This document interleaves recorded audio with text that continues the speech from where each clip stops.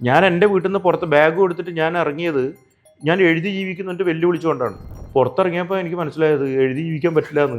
എഴുതി ജീവിക്കാനുള്ളൊരു അവസ്ഥ വന്നു കഴിഞ്ഞാൽ ഒരു എഴുത്തുകാരൻ ഫുൾ ടൈം എഴുത്തുകാരനായിട്ട് മാറും. ഇപ്പോൾ പാർട്ട് ടൈം എഴുത്തുകാരനാണ്. 2000-3000 കോപ്പി വിറ്റ് പോകുന്ന ഒരു അവസ്ഥയിൽ നമുക്ക് കഞ്ഞി പിടിക്കാൻ പോലുള്ള ഗതി പോലും ഇതിനില്ല. അങ്ങനെയാണ് ഞാൻ സീരിയലിലേക്കും പിന്നീട് സിനിമയിലേക്കൊക്കെ മാറുന്നത്. കുറേ രാജ്യങ്ങൾ ചേർന്നിട്ട് സമാധാന ഉച്ചകോടി ഉണ്ടാക്കുന്നതിനേക്കാളും നിങ്ങൾ ഒരു കുട്ടിയെ എന്ത് വായിക്കാൻ പഠിപ്പിക്കൂ, ഒരു കഥ വായിക്കാൻ പഠിപ്പിക്കും. ഇപ്പോൾ എനിക്ക് ചെറുപ്പക്കാരുമായിട്ടാണ് സുഹൃത്ത്, നിങ്ങളുടെ പ്രായമുള്ള ആൾക്കാരുമായിട്ടാണ് എൻ്റെ കുറേ സുഹൃത്തുക്കൾ. ഞാനിപ്പോൾ നോവൽ എഴുതി കഴിഞ്ഞു. അപ്പോൾ നോവൽ എഴുതാതിരുന്നിട്ട് ഇനി സാഹിത്യകാരനാവാതിരിക്കേണ്ട, എന്നെ എന്ത് തെറി പറഞ്ഞാലും കുഴപ്പമൊന്നുമില്ല. ഈ പറയുന്ന പോലെ ഇവിടെ ക്രിയേറ്റീവ് റൈറ്റിംഗ് പഠിച്ചു കഴിഞ്ഞാൽ റോട്ടിലിരുന്ന് തണ്ടേണ്ടി വരും. അപ്പോൾ ധനസമ്പാദനത്തിനുള്ളൊരു മാർഗ്ഗമാണ് എഴുത്ത് എന്നുള്ള രീതിയിലേക്ക് കാര്യങ്ങൾ പോയിട്ടുണ്ട്. മെസ്സി എങ്ങനെ വന്നു എന്നുള്ളതോ, ബ്രെഡ് കഴിക്കാൻ പൈസ ഇല്ലായിരുന്ന ഒരാളാണ് റൊണാൾഡോ എന്നുള്ളതോ ഈ ആൾക്കാർ മനസ്സിലാക്കുന്നില്ല. ഇവർ കാണുന്നത് എന്താണെന്ന് വെച്ചാൽ ഇവരുടെ സമ്പത്ത് മാത്രമേ ഇവർ കാണുന്നുള്ളൂ. ഐക്ക് ഇന്ന് വരെ ഞാൻ എഴുതിയൊരു സാധനമല്ല ഐക്ക് ഉണ്ടാക്കാൻ പറ്റൂ. ഇന്ന് ഞാൻ എഴുതിയൊരു സാധനം ഉണ്ടാക്കാൻ പറ്റും, ഞാൻ നാളെ വേറെ രീതിയിൽ കഥ എഴുതുന്നു. നമ്മൾ നമ്മുടെ എഴുത്തിൽ സർഗാത്മകതയെ പരാജയപ്പെടുത്താൻ വേണ്ടി പറ്റുമെന്ന് എനിക്ക് തോന്നുന്നില്ല. ഒരു എഴുത്തുകാരന് എത്ര കാലം ഈ പറയുന്ന പോലെ കൊണ്ട് എഴുതിക്കുമ്പോൾ അയാളുടെ ആത്മാംശവും ഇല്ല അതിൽ. നമ്മൾ വായനയിലേക്ക് കൊണ്ടുവരേണ്ട ചെറിയ കുഞ്ഞുങ്ങളെയാണ്, അവരെ നമ്മൾ ഈ ലൈബ്രറിയിലേക്ക് കൊണ്ടുപോകാനുള്ള ഒരു സംവിധാനം ഉണ്ടാക്കണം. മുത്തശ്ശന്മാരും മുത്തശ്ശിമാരും എന്ത് ചെയ്യണം, ചെറിയ കുഞ്ഞുങ്ങളെയും കൊണ്ട് എവിടെ പോകണം, വായനശാലയിൽ കൊണ്ടുപോകണം, അവിടെ നിന്ന് ആൾക്കാരെ പരിചയപ്പെടുത്തി കൊടുക്കണം. അങ്ങനെ വായനയുടെ ഗ്രൂപ്പ് രൂപപ്പെടുമ്പോൾ മാത്രമേ നല്ല ഒരു വായനാ സമൂഹം ഇങ്ങോട്ട് കയറി വരൂ.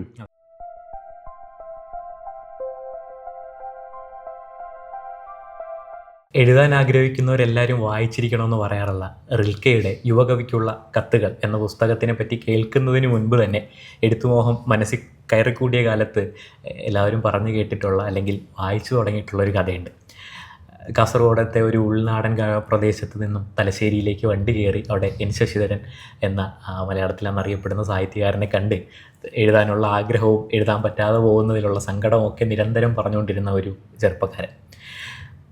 പിന്നീട് മലയാളത്തിൽ ഏറ്റവും അറിയപ്പെടുന്ന കഥാകൃത്തായി മാറിയ ആ ഒരു വലിയ കഥ സന്തോഷേട്ടൻ്റെ പിറകിലുണ്ട്. ഇപ്പോൾ എഴുത്തിലൊരു 30 വർഷക്കാലം മലയാളത്തിൽ ഏറ്റവും നിറഞ്ഞു നിൽക്കുന്ന ഒരു എഴുത്തുകാരൻ. ക്ലിഷേ ചോദ്യമാണെന്നറിയാം, എങ്കിലും ആ പഴയ 17 വയസ്സുകാരനെ എങ്ങനെയാണ് നോക്കിക്കാണുന്നത്? ഞാൻ എൻ്റെ തലമുറയിൽപ്പെട്ട മറ്റ് എഴുത്തുകാർക്ക് കിട്ടിയ യാതൊരു സാഹചര്യവും ഈ സാഹിത്യത്തിൻ്റെയിലേക്ക് ഉള്ള കടന്നു വരവിൻ്റെ ഭാഗമായിട്ട് എനിക്ക് കിട്ടിയിട്ടില്ല. കാരണം ഞാൻ എങ്ങനെ സാഹിത്യകാരനായി എന്നുള്ളത് തന്നെ ഒരു അത്ഭുതത്തോടു കൂടി ഞാൻ നോക്കിക്കാണുന്ന ഒരാളാണ്. ഞാൻ കാസർഗോഡ് ജില്ല ബേഡെടുക്ക എന്ന് പറയുന്ന സ്ഥലത്താണ് ഞാൻ ജീവിക്കുന്നത്. ഞാൻ എൻ്റെ കുട്ടിക്കാലമൊക്കെ അവിടെയായിരുന്നു. എൻ്റെ വീട്ടിൽ ആരും എഴുത്തുകാരില്ല. പിന്നെ അതുപോലെ തന്നെ ഒരു രീതിയിലും അവിടെ ലൈബ്രറി ഇല്ല. എൻ്റെ സ്കൂളുകളിൽ ലൈബ്രറി ഇല്ല. ഞാൻ പഠിച്ച 2 സ്കൂളുകളിൽ ലൈബ്രറി ഇല്ല. അപ്പോൾ നമ്മൾ ഇങ്ങനെ ഭയങ്കരമായിട്ട് വായിക്കണം എന്നൊക്കെയുള്ള ഒരു അടിസ്ഥാനപരമായിട്ടൊരു ചോദന നമ്മുടെ അതിനകത്തുണ്ട്. പക്ഷേ ഇതിനൊന്നും ഒരു സാഹചര്യം ഉണ്ടായിരുന്നില്ല. പിന്നെ ഞാൻ നെഹ്റു കോളേജിൽ പോയി. ആ സമയത്താണ് കോളേജിലാണ് ഞാനൊരു ലൈബ്രറി തന്നെ കാണുന്നത്. അപ്പോൾ അവിടെ വെച്ചിട്ടാണ് ഞാൻ ഇയാളുടെ ഒരു മലയാറ്റൂരിൻ്റെ യന്ത്രമാണ് ആദ്യമായിട്ട് വായിക്കുന്നത്. കാരണം വെച്ചാൽ ഇത് കുറേ ദിവസം വായിക്കാമല്ലോ, 1000 പേജുണ്ട്. അപ്പോൾ അങ്ങനെ ആണ് ഞാൻ എഴുത്തിലേക്കെല്ലാം വരുന്നത്. പിന്നെ അംബിയാസ് സുമാഷാണ് എന്നെ ശരിക്കും, ഞാൻ കവിത എഴുതിക്കൊണ്ടിരുന്ന ഒരാളാണ്. ഒരുപാട് കവിത എഴുതിയിട്ടുണ്ട്, 10-300ഓളം കവിത എഴുതിയിട്ടുണ്ട്, 200 എഴുതിയിട്ടുണ്ട്. അപ്പോൾ ആ കവിതകളൊക്കെ വലിയ ഖണ്ഡകാവ്യങ്ങൾ പോലെ ബാക്കിയുള്ള കവികളൊക്കെ ഇമിറ്റേറ്റ് ചെയ്തുകൊണ്ടുള്ള കവിതകളായിരുന്നു. പക്ഷെ അത് കഴിഞ്ഞിട്ടായിട്ടാകുമ്പോഴാണ് എനിക്കൊരു കവിതയിലൊന്നും ഒതുങ്ങുന്നില്ല നമ്മൾ എഴുത്ത്. അപ്പോഴാണ് അംബിയാസ് സുമാഷ് പറഞ്ഞത് എനിക്ക് കഥയാണ് നിൻ്റെ ഫീൽഡ് നല്ലതാണെന്ന് വെച്ചാൽ അങ്ങനെ കഥയിലേക്ക് പോന്നു. അത് കഴിഞ്ഞിട്ട് പിന്നെ ഞാൻ പിന്നെ അന്ന് എൻ്റെ സുഹൃത്തുക്കൾ എന്ന് പറയുന്നത് എനിക്ക് 2 തരത്തിലുള്ള സൗഹൃദമാണ്. ഇപ്പോൾ എനിക്ക് ചെറുപ്പക്കാരുമായിട്ടാണ് സുഹൃത്ത്, നിങ്ങളുടെ പ്രായമുള്ള ആൾക്കാരുമായിട്ടാണ് എൻ്റെ കുറേ സുഹൃത്തുക്കൾ. പക്ഷെ അന്നത്തെ കാലത്ത് എന്നെക്കാളും പ്രായം കൂടിയ ആൾക്കാരുമായിട്ടാണ് എൻ്റെ സൗഹൃദം ഉണ്ടായിരുന്നത്. അന്ന് 40 വയസ്സ് 35 വയസ്സ് 40 വയസ്സുള്ള ഒരാൾ, അവരുടെ കൂടെയായിരുന്നു എൻ്റെ ഈ മറ്റേ ശശിധരൻ മാഷ് എന്നൊക്കെ പറയുന്ന, എൻ പ്രഭാകരൻ മാഷ് എന്നൊക്കെ പറയുന്ന അവരൊക്കെ നമ്മളോട് ഭയങ്കര സുഹൃത്തുക്കളെ പോലെ ഭയങ്കരമായിട്ട് സംസാരിച്ചുകൊണ്ടിരിക്കുകയാണ്. അപ്പോൾ നമുക്ക് അതിൽ നിന്നൊക്കെ കിട്ടുന്ന ഒരു ഭയങ്കരമായിട്ടൊരു ഇൻസ്പിറേഷൻ ഇല്ല. അപ്പോൾ അതൊക്കെയാണ് എന്നെ ശരിക്കും ഒരു സീരിയസ് ആയിട്ടുള്ള റൈറ്ററായിട്ട് ആക്കിയിട്ട് മാറ്റുന്നത്. അപ്പോൾ ഈ അന്നും ഇന്നും ഇപ്പോൾ ഈ ശരിക്കും ശശിധരൻ മാഷിനെ കുറിച്ച് പറയുമ്പോൾ എൻ്റെ മെൻറ്റർ പോലെയാണ് അദ്ദേഹത്തിന് ഞാൻ പരിചയപ്പെടുന്നത് ദേശാഭിമാനിയുടെ ഒരു ഇൻ്റർവ്യൂ ഇവിടെ വെച്ചിട്ട് പാണത്തൂർ വെച്ച് നടന്ന ഒരു കാട്ടിനകത്ത് വെച്ച് നടന്നൊരു ക്യാമ്പ് ഉണ്ടായിരുന്നു. ഭയങ്കര ക്യാമ്പായിരുന്നു. അപ്പോൾ ആ ക്യാമ്പിലാണ് എൻ്റെ കഥ, അതായത് ഒരു ഗ്രൂപ്പാക്കി തിരിക്കുമല്ലോ. അപ്പോൾ അതിൽ എൻ്റെ കഥ സെലക്ട് ചെയ്ത ഗ്രൂപ്പിൽ ഉണ്ടായിരുന്ന ആളാണ് ശശിധരൻ മാഷ്. പക്ഷെ അന്ന് പിന്നെ അതോട് കൂടിയിട്ടൊക്കെ നമ്മൾ എഴുത്തിലേക്ക് തന്നെ ആയി. കാരണം എനിക്ക് ഇന്നും, ഞാൻ എപ്പോഴും ഇതിനു മുമ്പും പറഞ്ഞിട്ടുണ്ട്, എനിക്ക് ഒരു PSC എഴുതണമെന്നോ ഒരു വേറെ എന്തെങ്കിലും ജോലി, പിന്നെ ജോലിയൊക്കെ ഞാൻ പറഞ്ഞില്ല, എനിക്ക് എൻ്റെ പിറകെ വന്നാണ് ജോലിയൊക്കെ. ജോലി ബാക്കി എൻ്റെ വിദ്യാഭ്യാസം പോലും പോയത് എഴുത്തിൻ്റെ ഇടയിൽ നടന്ന പരിപാടിയാണ്. ഇപ്പോൾ സാധാരണ രീതിയിൽ അതൊക്കെ എഴുത്ത് ഇതിൻ്റെ ഇടയിലൊക്കെ നടക്കുന്ന പരിപാടിയാണ്. പക്ഷേ എന്നെ സംബന്ധിച്ചിടത്തോളം അല്ല. എന്നെ സംബന്ധിച്ചിടത്തോളം എനിക്ക് എഴുത്തുകാരനാണെന്നുള്ളൊരു ആഗ്രഹം മാത്രമേ ഉള്ളൂ. അത് അന്നും ഇന്നും എന്നും അത് ഉണ്ടായിട്ടുള്ളൂ. അപ്പോൾ അങ്ങനെയാണ് ഞാൻ എൻ്റെ ഇതിലേക്ക് വരുന്നത്, എൻ്റെ എഴുത്തിലേക്ക് വരുന്നത്. ഇന്ന് ഇതിന് നേരെ വിപരീതമായൊരു കാലത്താണ് നമ്മൾ നിൽക്കുന്നത്. എഴുത്തുകാരനാവാൻ അന്ന് ആഗ്രഹിച്ചിരുന്ന സന്തോഷ് ഏച്ചിക്കാനോ അല്ലെങ്കിൽ സന്തോഷ് ഏച്ചിക്കാനത്തിൻ്റെ കഥകൾ വായിച്ച് എഴുത്തുകാരൻ ആഗ്രഹിച്ച എൻ്റെ തലമുറയിൽപ്പെട്ട ആളുകളോ ഒന്നും കാണുന്ന നമുക്ക് മുമ്പിലുള്ള ആളുകളുടെ കാഴ്ചയല്ല ഇന്നുള്ളത്. ഇന്ന് നമ്മൾ കാണുന്നത് വളരെ ധനസമ്പാദന മാർഗമായ ഒരു കലയായിട്ട് അല്ലെങ്കിൽ ഒരു ഉത്സവങ്ങളുടെ കലയായിട്ട് സാഹിത്യം മാറിയിട്ടുണ്ട്. അപ്പോൾ ഇന്നത്തെ ഒരു എഴുത്ത് അല്ലെങ്കിൽ ഒരു പുതിയ കാലത്തുള്ള ഒരു എഴുത്ത് എങ്ങനെയാണ് സന്തോഷ് ഏട്ടൻ അതിനെ ഒന്ന് കാണുന്നത്? ആ ഒരു കാലഘട്ടവും ഈ ഒരു കാലഘട്ടവും തമ്മിലുള്ളൊരു അല്ലേ, നമ്മുടെ ഇപ്പോൾ ഈ ഇതിൽ ഇപ്പോൾ ഒരു പോപ്പുലർ കൾച്ചർ വന്നിരിക്കുകയാണ് നമ്മളിവിടെ. അപ്പോൾ ഈ എഴുത്തിൻ്റെ കാര്യത്തിലും എഴുത്തിലും അത് ഭയങ്കരമായിട്ട് ബാധിച്ചിട്ടുണ്ട്. അതായത് എല്ലാ കാലഘട്ടത്തിലും ഈ സമ്പത്ത് തന്നെയാണ് വിജയങ്ങളെ എന്ന് നിർണ്ണയിച്ചിരിക്കുന്നത്. സമ്പത്ത് തന്നെയായിരുന്നു ഏത് കാലഘട്ടം എന്ന് പറയാൻ പറ്റില്ല. ഏതാണ്ട് നമ്മുടെയൊക്കെ കാലഘട്ടത്തിലും അതിനു മുമ്പുള്ള ഒരു കാലഘട്ടത്തിലൊക്കെ ഒരു 60s മുതൽ ഇങ്ങോട്ട് ജീവിച്ചിരിക്കുന്ന ആൾക്കാരുടെ ഒരു കാലഘട്ടത്തിലൊക്കെ എല്ലാ ആൾക്കാരെയും അത് അവരെ നിർണ്ണയിക്കുന്നത്, അവരുടെ വിജയം എന്താണെന്ന് പറഞ്ഞാൽ അതിനെ നിർണ്ണയിക്കുന്നത് എപ്പോഴും സമ്പത്താണ്. അതിപ്പോൾ ഭയങ്കരമായിട്ട് കൂടിക്കഴിഞ്ഞു. പോപ്പുലർ കൾച്ചർ എന്ന് പറയുന്നതിൻ്റെ ഒരു ഭാഗമായിട്ട് അത് അതിഭീകരമായിട്ട്, പോപ്പുലർ കൾച്ചർ അല്ലെങ്കിൽ ടെക്നോ കൾച്ചർ എന്നൊക്കെ പറയാം. ഇപ്പോൾ ഇതിൻ്റെ ഭാഗമായിട്ട് ഇതൊക്കെ എല്ലാം ഈ മണി മേക്കിങ്ങിൻ്റെ ഭാഗമായിട്ട് ആണ് ഈ കാര്യങ്ങൾ മൊത്തം പോയിക്കൊണ്ടിരിക്കുന്നത്. അത് അതിഭീകരമായിട്ട് നമ്മുടെ സാഹിത്യത്തെയും അതിഭീകരമായിട്ട് ബാധിച്ചിട്ടുണ്ട്. ഇപ്പോൾ ധനസമ്പാദനത്തിനുള്ളൊരു മാർഗ്ഗമാണ് എഴുത്ത് എന്നുള്ള രീതിയിലേക്ക് കാര്യങ്ങൾ പോയിട്ടുണ്ട്. കാരണം ഇനിയിപ്പോൾ നമ്മളിപ്പോൾ പറഞ്ഞില്ലേ, ഇപ്പോൾ ക്രിക്കറ്റ് അല്ലേ, ഇപ്പോൾ പെൺകുട്ടികൾ മുഴുവൻ ഇപ്പോൾ അച്ഛനമ്മമാർ ക്രിക്കറ്റ് കളിക്കാൻ വേണ്ടി വിടുകയാണ്. കാരണം എന്താണ്, ജസീന്ത റോഡ്രിഗ്സ് അതുപോലെയുള്ള അതെ അതുപോലെ ക്യാപ്റ്റൻ. അപ്പോൾ ഇവരൊക്കെ ആണ് ഇപ്പോഴത്തെ ഒരു കൾട്ട് ഫിഗർ. ഇവരുടെ വന്ന ജീവിതമൊന്നും നമുക്കറിയണ്ട. കാരണം അവർക്ക് കിട്ടുന്ന കാശ് എത്രയാണെന്ന് മാത്രമേ നമ്മൾ അറിയുന്നുള്ളൂ. മെസ്സി എങ്ങനെ വന്നു എന്നുള്ളതോ അല്ലെങ്കിൽ ബ്രെഡ് കഴിക്കാൻ പൈസ ഇല്ലായിരുന്ന ഒരാളാണ് റൊണാൾഡോ എന്നുള്ളതോ ഒന്നും ആര് മനസ്സിലാക്കുന്നില്ല. ഈ ആൾക്കാർ മനസ്സിലാക്കുന്നില്ല. ഇവർ കാണുന്നത് എന്താണെന്ന് വെച്ചാൽ ഇവരുടെ സമ്പത്ത് മാത്രമേ ഇവർ കാണുന്നുള്ളൂ. മനസ്സിലായോ? അപ്പോൾ അതിൻ്റെ ഭാഗമായിട്ട് ഇനിയിപ്പോൾ ഈ സാഹിത്യത്തിലെ ക്രിക്കറ്റ് കളിക്കാൻ വേണ്ടിയിട്ട് പെൺകുട്ടികളെ വിടുന്നത് പോലെ കബഡിക്ക് നാളെ കൂടുതൽ കാശാണെങ്കിൽ കബഡി കളിക്കാൻ വിടും. മനസ്സിലായോ? അപ്പോൾ ഇങ്ങനെ ഈ പറയുന്ന പോലെ ഇത് ഒരു ട്യൂഷൻ സെൻറ്ററിലേക്ക് മറ്റേ ഈ പറഞ്ഞേക്കുന്ന രീതിയിൽ ചിലപ്പോൾ ഇനി ഭാവിയിൽ എൻ്റെ വീട്ടിലൊക്കെ ചിലപ്പോൾ എഴുത്ത് പഠിപ്പിക്കാനുള്ള ട്യൂഷൻ സെൻറ്റർ ആയിട്ട് മാറാൻ സാധ്യതയുണ്ടോ? അല്ല, അത് നിലവിലുണ്ട്. ഇപ്പോൾ ടോൾസ്റ്റോയ് കലയുടെ അപജയത്തിന് കാരണമായ 3 ഘടകങ്ങളെ പറ്റി പറയുന്നുണ്ട്. ഒന്ന്, കലാവിമർശനം വിഡ്ഢികളുടെ കയ്യിലാണ് എന്നുള്ളതാണ്. 2, കല ധനസമ്പാദന അല്ലെങ്കിൽ ആദായകരമായ ഒരു കലയായിട്ട് മാറി സാഹിത്യം എന്നുള്ളത്. 3, ഈ പറയുന്ന കലാ പഠനശാലകൾ, കലാപീഠങ്ങളുടെ കടന്നുവരവെന്നാണ്. നോക്കിക്കഴിഞ്ഞാൽ ഈ 3 കാര്യങ്ങളും ഇന്ന് നമ്മുടെ സമൂഹത്തിലുണ്ട്. കാരണം ഇപ്പോൾ മറ്റേ ക്രിയേറ്റീവ് റൈറ്റിംഗ് എന്നൊക്കെ പറയുന്നത് നമ്മളിവിടെ ഉണ്ട്. കേരള മറ്റേ മലയാളം യൂണിവേഴ്സിറ്റിയിൽ ഇതുണ്ട്. പക്ഷെ നമ്മൾ ആലോചിച്ച് നോക്കേണ്ട കാരണം എന്ന് വെച്ച് കഴിഞ്ഞാൽ ഈ നമ്മുടെ യൂറോപ്പിലൊക്കെ ഈ മറ്റേ ക്രിയേറ്റീവ് റൈറ്റിങ്ങിൻ്റെ ഇതുണ്ട്, കോഴ്സുകളുണ്ട്.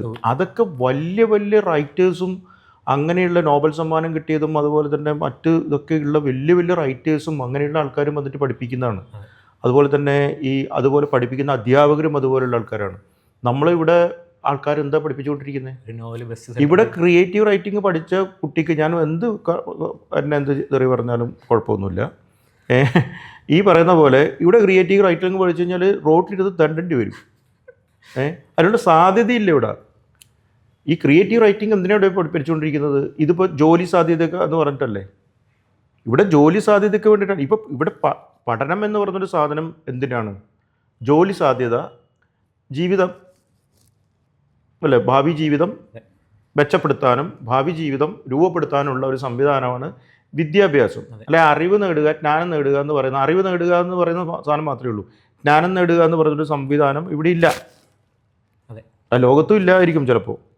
പക്ഷേ നമ്മളിവിടെ ഇപ്പോൾ ക്രിയേറ്റീവ് റൈറ്റിംഗ് ഇവിടെ പഠിപ്പിച്ചുകൊണ്ടിരിക്കുന്നത്, എൻ്റെ ആ ആൾ ക്രിയേറ്റീവ് റൈറ്റിങ്ങിലേക്ക് വരുന്നത് ഇപ്പോഴത്തെ കാലഘട്ടത്തിൽ എന്താണ്, നല്ല നോവൽ എഴുതാനൊന്നുമല്ല, നല്ല കാശുണ്ടാക്കാൻ വേണ്ടി പറ്റുന്ന നോവൽ എങ്ങനെ എഴുതാമെന്ന് വെച്ചിട്ടാണ്. എൻ്റെ ഈ നോവൽ ഒരു 3 ലക്ഷം കോപ്പി എങ്ങനെ വിറ്റുപോയി കഴിഞ്ഞാൽ ഞാൻ ഒരു 15% വെച്ചിട്ട് എനിക്ക് ഒരു പുസ്തകത്തിന് 500 രൂപ വില ഇട്ട് കഴിഞ്ഞാൽ എത്ര 60 രൂപ എനിക്ക് കിട്ടും. ശരിക്കും നമ്മൾ എഴുതുമ്പോഴും നമ്മുടെ തലമുറയിൽപ്പെട്ട ആളുകളൊക്കെ നമ്മളിങ്ങനെ ചർച്ച ചെയ്തുകൊണ്ടിരിക്കുകയാണ്. നമ്മുടെ മുമ്പിലുള്ള ആളുകളൊക്കെ ഇങ്ങനെ ധാരാളം പൈസ സമ്പാദിക്കുന്നു, നല്ല വീട് വെക്കുന്നു, കാറ് വാങ്ങുന്നു ഒക്കെ കാണുമ്പോൾ നമ്മൾ വഴിവഴിച്ച് പോവുക എന്ന് പറയുന്ന ഒരു സംഗതി ഇല്ല, നമ്മുടെ തോട്ടും മാറിപ്പോവുകയാണ്. അതെ അതെ, നമ്മുടെ ഇതിന് ഞങ്ങളുടെ തലമുറയിൽ അത് വളരെ കുറവായിരുന്നു. അപ്പം അന്നൊക്കെ പിന്നെ മുകുന്ദേട്ടനും അല്ലെങ്കിൽ ഈ പറയുന്ന പോലെ സക്കറിയ, ഈ പറയുന്ന എൻ പ്രഭാകരൻ, അംബികാസുധൻ മാങ്ങാട്, പിന്നെ അഷ്ടമൂർത്തി, ഇങ്ങനെയുള്ള ഇവരുടെ തലമുറയാണല്ലോ. ഇവിടെയാണ് കോഴിക്കോട് വരുമ്പോൾ അക്ബർ കട്ടിലിനെ പോലുള്ള ആളുകൾ, അവരുടെ തലമുറയാണ് ഞങ്ങൾക്ക് തൊട്ട് മുമ്പുള്ള തലമുറ. ആ തലമുറയിലെ ആളുകളൊക്കെ അവർ കോളേജിലും സ്കൂളിലൊക്കെ ജോലി ചെയ്ത് പത്രപ്രവർത്തകന്മാരായിട്ട് ജീവിച്ച ആൾക്കാരാണ്. അവരൊന്നും ഏതിൽ നിന്ന് പൈസ സമ്പാദിച്ചിട്ടില്ല, ഈ സാഹിത്യത്തിൽ നിന്ന് പൈസ സമ്പാദിച്ചിട്ടില്ല. മാത്രമല്ല അന്ന് എഴുതി ജീവിക്കാനുള്ള സാഹചര്യം, ഞാൻ എഴുതി ജീവിക്കാൻ വേണ്ടി പുറത്തിറങ്ങിയ ഒരു മനുഷ്യനാണ്. ഞാൻ എൻ്റെ വീട്ടിൽ നിന്ന് പുറത്ത് ബാഗ് കൊടുത്തിട്ട് ഞാൻ ഇറങ്ങിയത് ഞാൻ എഴുതി ജീവിക്കുന്നതിൻ്റെ വെല്ലുവിളിച്ചുകൊണ്ടാണ്. മനസ്സിലായോ? പുറത്തിറങ്ങിയപ്പോൾ എനിക്ക് മനസ്സിലായത് എഴുതി ജീവിക്കാൻ പറ്റില്ല എന്ന്. കാരണം എനിക്കറിയില്ല DC ബുക്സ് 10% 15% കൊടുക്കുന്നു എന്നുള്ളത്, അല്ലെങ്കിൽ മാതൃഭൂമി അന്നില്ല. അപ്പോൾ ഇത് ഈ 15% കിട്ടുമെന്ന് പറയില്ല. അപ്പം ഞാൻ വിചാരിക്കുന്നത് എൻ്റെ ലക്ഷക്കണക്കിന് കോപ്പി ചിലപ്പോൾ വിറ്റ് പോകുന്നില്ല. ഇല്ല, 2000-3000 കോപ്പി വിറ്റ് പോകുന്ന ഒരവസ്ഥയിൽ നമുക്ക് കഞ്ഞു പിടിക്കാൻ പോലുള്ള ഗതി പോലും ഇതിനില്ല. അങ്ങനെയാണ് ഞാൻ സീരിയലിലേക്കും പിന്നീട് സിനിമയിലേക്കൊക്കെ മാറുന്നത്, എൻ്റെ എഴുത്തിൻ്റെ ജീവിതം അങ്ങോട്ട് മാറ്റുന്നത്. അപ്പോൾ ഇന്നങ്ങനെയല്ല. ഇന്നിപ്പോൾ എന്തായെന്ന് പറഞ്ഞു കഴിഞ്ഞാൽ, ഇപ്പോൾ ലിറ്ററേച്ചർ ഫെസ്റ്റിവൽ ഇഷ്ടം പോലെ വന്നു കഴിഞ്ഞു. അതിന് വലിയൊരു ഗുണമുണ്ട്. ലിറ്ററേച്ചർ ഫെസ്റ്റിവൽ വലിയൊരു ആഘോഷമായിട്ട് മാറി, ഭയങ്കര വായനയുടെ ഭയങ്കര ധാരാളിത്തം കൂടി. ഇപ്പോൾ ഈ പറയുന്ന പോലെ DC ബുക്സിലോ മാതൃഭൂമിയിലോ പ്രസിദ്ധീകരിക്കുന്ന ഒരു പുസ്തകം നല്ല പുസ്തകമാണെങ്കിൽ അതൊരു 50,000 കോപ്പീസെങ്കിലും, അല്ലെങ്കിൽ 40-50, ഏറ്റവും കുറച്ച് 30,000 വിറ്റുപോകുന്ന ഒരവസ്ഥയിലേക്ക് വന്നിട്ടുണ്ട്. അപ്പോൾ അങ്ങനെ വരുമ്പോൾ ഇവിടെ ഈ ഉത്തര കൊറിയ, സൗത്ത് കൊറിയയിലൊക്കെ ഉള്ള ഒരു അവസ്ഥ, അവിടെയൊക്കെ ഒരു 4 കോടി ആൾക്കാർ മാത്രമേ ഉള്ളൂ. അതിൽ 1 ലക്ഷം ആൾക്കാരും പുസ്തകം വായിക്കുന്നുണ്ട്. അല്ല, 1 കോടി ആൾക്കാരിൽ അവിടെ ഒരു റൈറ്ററിൻ്റെ 10-15 ലക്ഷം കോപ്പിയൊക്കെ വിറ്റുപോകുന്നുണ്ടെന്നാണ് പറയുന്നത്. മനസ്സിലായേ? അപ്പം അങ്ങനത്തെ ഒരു സാഹചര്യം ഇവിടെയും സംജാതമാകുമ്പോൾ, അങ്ങനെ വെക്കുമ്പോൾ എന്ത് സംഭവിക്കും? 2 രീതിയിലുള്ള സാധനങ്ങൾ സംഭവിക്കും. ഒന്ന്, ഇവിടെ എഴുതി ജീവിക്കാനുള്ളൊരു അവസ്ഥ വന്നു കഴിഞ്ഞാൽ ഒരു എഴുത്തുകാരൻ ഫുൾ ടൈം എഴുത്തുകാരനായിട്ട് മാറും. ഇപ്പോൾ പാർട്ട് ടൈം എഴുത്തുകാരനാണ് അല്ലേ? ഞാനെന്നെ പോലത്തെ കുറേ ആൾക്കാർ മാത്രമേ കൂലിയൊന്നും ഇല്ലാതെ ആൾക്കാർ മാത്രമേ ഫുൾ ടൈം എഴുത്തുകാരനായിട്ട് ഉണ്ടായിരുന്നുള്ളൂ. ഞാനുള്ള ജോലി ഉപേക്ഷിച്ചിട്ട് പിന്നെയും ഇതിലേക്ക് തന്നെ വന്ന് ചാടിയെടുത്തനാണ്. അപ്പോൾ 2 തരത്തിലുള്ള സാധനം സംഭവിക്കാം. ഒന്ന്, ഇതിൽ തന്നെ വരുമാനം വരുമ്പോൾ ഇതിൽ തന്നെ ഫുൾ ടൈം നിന്നുകൊണ്ട് നല്ല രചനകൾ നിർവഹിക്കാനുള്ള ഒരവസ്ഥ സംജാതമാവും. 2, ഇതിൽ നിന്നുള്ള കാശ് കണ്ടിട്ട് ഇതിൻ്റെ പിറകെ, ഈ കാശിൻ്റെ പിറകെ ഈ കാശ് ഭ്രമിച്ചുകൊണ്ട് അതിൻ്റെ പിറകെ ഓടുന്ന ഒരു എന്താ പറയുക, ഒരു രീതിയിലുള്ള ഒരു എഴുത്തിൻ്റെ അടിസ്ഥാനപരമായിട്ടുള്ള ഒരു ആവശ്യം എന്താണോ, ആ ഒരു ധാർമ്മികത എന്താണോ, ആ ധാർമ്മികതയിൽ നിന്ന് വിട്ടുപോകുന്ന ഒരു സമൂഹമായിട്ട് മാറും. അതാ ഞാൻ നിങ്ങൾ നേരത്തെ പറഞ്ഞ ഈ കാശ് മാത്രം കണ്ടിട്ട് എഴുതുന്ന ഒരു സമൂഹം വരും. കാരണം അത് ഭയങ്കരമായ പ്രശ്നമാണ്. അതിനെ നിങ്ങളെപ്പോലുള്ള ആൾക്കാർ, നിങ്ങളൊരു റൈറ്ററാണ്, അപ്പോൾ അതുകൊണ്ട് നിങ്ങളെപ്പോലുള്ള ആളുകൾ ചെയ്യേണ്ട കാര്യം വെച്ചാൽ ആ പ്രലോഭനത്തെ, ഞങ്ങൾക്ക് അത്ര പ്രലോഭനം ഉണ്ടായിരുന്നില്ല, വലിയ പ്രലോഭനമാണ്. ഇനിയിപ്പോൾ ലിറ്ററേച്ചർ ഫെസ്റ്റിവലായിട്ട് ഇപ്പോൾ നാട്ടിൽ നടക്കാൻ വേണ്ടി പറ്റാത്ത അവസ്ഥയാണ്. മനസ്സിലായോ? അപ്പോൾ അതിന് ഭയങ്കരമായിട്ട് കൂടും. ഇനി വായന നന്നായിട്ട് കൂടുമ്പോൾ ഇത്തരത്തിലുള്ള പ്രലോഭനങ്ങൾ ഭയങ്കരമായിട്ട് നമ്മളെ സ്വാധീനിക്കും. ആ സ്വാധീനിക്കുമ്പോൾ ആ പ്രലോഭനങ്ങളെ അതിജീവിക്കുന്ന ഒരാൾക്ക് മാത്രമേ ഇനിയുള്ള കാലത്ത് നല്ല റൈറ്ററായിട്ട് നിൽക്കാൻ വേണ്ടി പറ്റുള്ളൂ. സന്തോഷ് ചേട്ടൻ ഈ പുതിയ കാലത്ത് വളരെ ട്രെൻഡിങ് ആവുന്ന നോവലുകളൊക്കെ വായിക്കുക, അതിനെ ഫോളോ ചെയ്തിട്ടുണ്ടോ? ഞാനെല്ലാം വായിക്കാറുണ്ട്. അതെ. ഞാനിപ്പോൾ വന്ന എല്ലാ നമ്മളങ്ങനെ അതിന് കുറ്റം പറയണ്ട, അതെ പേര് പറയണ്ട. ഇപ്പോൾ ഇതിൻ്റെ ഭാഗമായിട്ട് വരുന്ന നോവലുകളുണ്ടല്ലോ, ഇപ്പോൾ വന്ന 2 ലക്ഷം കോപ്പി വിറ്റ്, 3 ലക്ഷം കോപ്പി വിറ്റ് ചെയ്ത്. എനിക്ക് നിന്നോട് പറയാനുള്ളത്, എനിക്ക് എന്നോട് പറയാനുള്ളത്, പിന്നെ നമുക്ക് മറ്റുള്ളവരോട് പറയാനുള്ളത്, ഈ പറയുന്ന കുറേ സാധനങ്ങളൊക്കെ ഞാൻ എല്ലാം വായിച്ചിട്ടുണ്ട്. ഇപ്പോൾ വന്ന കുറേ സാധനങ്ങൾ ഞാൻ വായിച്ചിട്ടുണ്ട്. എനിക്ക് തോന്നുന്നത് എന്താ വെച്ചാൽ എന്താണ് ഇതിനകത്ത് ഉള്ളത്. പക്ഷേ വേറൊരു കാര്യമുണ്ട് അതിന്. ഇപ്പോൾ മുറാക്കാമി പിന്നെ പറഞ്ഞൊരു കാര്യമുണ്ട്. മുറാക്കാമി റൈറ്റിങ്ങിനെ കുറിച്ച് പറയുന്നതിൽ ഒരു സാധനത്തിൽ ഈ പറയുന്ന പോലെ ഈ ഇങ്ങനെയുള്ള റൈറ്റിംഗ് ഉണ്ടല്ലോ, അതായത് ഇതിൻ്റെ ഭാഗമായിട്ടുള്ള റൈറ്റിംഗ് ഇല്ലേ, അപ്പോൾ ഈ പൾപ്പ് നോവൽസ്, അപ്പോൾ ഈ പൾപ്പ് നോവൽസ് ഇങ്ങനെ വരുമ്പോൾ ഭയങ്കരമായ വായനക്കാർ ഇതിലേക്ക് വരും. പക്ഷെ ചിലപ്പോൾ പെട്ടെന്ന് ഇപ്പോൾ നമ്മളെ പോലെ ഒരു സുഭാഷ് ചന്ദ്രൻ്റെ ഒരു നോവൽ പെട്ടെന്ന് ഒരാൾക്ക് വായിക്കാൻ വേണ്ടി പറ്റണമെന്നില്ല. കാരണം അദ്ദേഹം അതിൻ്റെ ഘടനയും അതുപോലെ തന്നെ, പക്ഷെ അതിനകത്തേക്ക് പോയി കഴിഞ്ഞ് കഴിഞ്ഞാൽ അതിനകത്തേക്ക് ഇറങ്ങിക്കഴിഞ്ഞാൽ പിന്നെ നമുക്ക് അതിങ്ങോട്ട് കയറാൻ പറ്റില്ല. കാരണം അത്രയധികം വാക്കുകൾ ഉപയോഗിക്കുന്നതിലൊക്കെ വളരെ വളരെ ശ്രദ്ധിച്ചിട്ടാണ് ഓരോ സാധനങ്ങൾ ഉപയോഗിക്കുന്നതും. പക്ഷെ പെട്ടെന്ന് അത് എടുത്തിട്ട് ഇപ്പോൾ സമുദ്രശില ഒരാൾക്ക് വായിച്ചിട്ട് പെട്ടെന്ന് വഴങ്ങണമെന്നില്ല. മനസ്സിലായില്ലേ? അല്ലാത്ത റൈറ്റിംഗ്, ഞാൻ അങ്ങനത്തെ റൈറ്റിംഗ് അല്ല. ഞാൻ ഭയങ്കര ലൈറ്റായിട്ട് എഴുതിക്കൊണ്ടിരിക്കുന്ന ഒരാളാണ്. പക്ഷേ ഞാൻ എന്താണ് അതിൽ വേണ്ടതെന്നുള്ളത്, അങ്ങനെ പല രീതിയിലെ റൈറ്റിംഗ്, അതുകൊണ്ടല്ല വ്യത്യസ്തമാകുന്നത്. ഇപ്പോൾ എല്ലാവരും ഓരോരാളും ഓരോ രീതിയിലല്ലേ എഴുതിക്കൊണ്ടിരിക്കുന്നത്. ഇപ്പോൾ അതിൽ നമുക്കേ ഇപ്പോൾ പറഞ്ഞ പോലെ സന്തോഷേട്ടൻ പറഞ്ഞതിൻ്റെ ബാക്കിയായിട്ട് പറഞ്ഞു കഴിഞ്ഞാൽ ഇപ്പോൾ വായനയിലേക്ക് കുറേ അധികം ആളുകളെ ആകർഷിച്ചിട്ടുണ്ട് ഇപ്പോൾ. അപ്പോൾ അത് ഒരു വശത്ത് നോക്കുമ്പോൾ അതൊരു നല്ല കാര്യം കൂടിയല്ലേ. ഇപ്പോൾ വായനയിലേക്ക് ഒരു കാലത്ത് നമ്മൾ വായന മരിക്കുന്നു എന്ന് പറഞ്ഞിരുന്ന കാലത്ത് പുതിയ തലമുറ എല്ലാവരും വായനയിലേക്ക് വരുന്ന ഒരു കാഴ്ച കാണുന്നുണ്ട്. ഇപ്പോൾ റീല് ചെയ്യുന്നവരൊക്കെ വായനയിൽ പുസ്തകം എഴുതുന്നു, പുസ്തകം വായിക്കുന്നു. അപ്പോൾ ഇങ്ങനെ ഒരു കുറേ അധികം ആളുകളെ വായനയിലേക്ക് കൊണ്ടുവരാനും ഇവിടെ നിന്നുകൊണ്ട് കുറച്ചുകൂടി പുസ്തകങ്ങൾ മാറുന്നു, പിന്നീട് ഒരു സുഭാഷ് ചന്ദ്രൻ വായിക്കുന്നു, അങ്ങനെ ഒരു വായന, അതായത് നമ്മൾ പറയുന്ന സോക്കോൾഡ് റീഡേഴ്സിലോട്ട് എത്തുന്നതിനുള്ള ഒരു വഴിയായിട്ട് അങ്ങനെ കണ്ടുകൂടെ ഇതിനെ? എനിക്ക് അതിൽ ഭയങ്കരമായ സംശയമുണ്ട്. കാരണം അല്ല, ഞാൻ ഈ പുതിയ തലമുറേനെ കുറ്റം പറഞ്ഞൊന്നും പറയുന്നില്ല. കാരണം വെച്ച് കഴിഞ്ഞാൽ അവർ നന്നായിട്ട് വായിക്കുന്ന എത്രയോ ചെറുപ്പക്കാരായിട്ടുള്ള ആൾക്കാരുണ്ട്, ഭയങ്കരമായിട്ട് വായിക്കുന്ന ആൾക്കാരുണ്ട്.